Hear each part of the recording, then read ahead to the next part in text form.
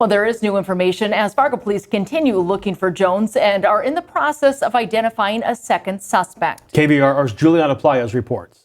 An ongoing feud between two groups led to two separate shootings nearly an hour apart from one another in the early morning hours Sunday. But our folks were actually out there when this happened at 1:56 a.m. They were right in the block. They heard the shots. They were the first there to provide immediate life-saving care to all three victims. Unfortunately, Mr. Holmes did not survive. Another officer observed a man with a gun near the body and engaged bravely in a foot pursuit of this individual. An officer chased the man who jumped into a vehicle and headed to Island Park. The driver of the car was arrested, and the man jumped from the vehicle and continued to run from officers until he was arrested. Zibolski says surrounding law enforcement agencies were called in to help when things started to get out of control. Bar closing crowd became unruly and was pressing our crime scene, and our officers were having a difficult time controlling that scene. A request for mutual aid was made. About 30 minutes later, a second report of shots fired in the 4700 block of 16th Avenue South.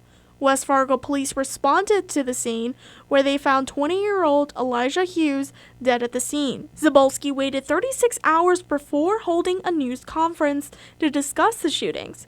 The chief got defensive when reporters pressed him about the delay. It was off. However, there was no information to provide until we were able to identify the suspect later in the day, and then we immediately pushed that out to our community. So other than the initial statements in terms of what we were doing, there was no other information to provide the community.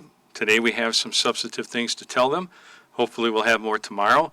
But keep in mind, this is not a TV show. This is real life with real people. Zibolski was also asked about whether he considers downtown to be safe. For 7 to 8 months, we've had no person shot and we've had no persons murdered. That's extremely safe. But we have a catastrophic event yesterday. And so you can't apply one catastrophic day to an overall safety of a community. This community is extremely safe. For a city this size, extremely safe. A city spokesman said Mayor Tim Mahoney declined to answer our questions about the incident and would only discuss the city budget. Juliana Playas, KVRR, Local News.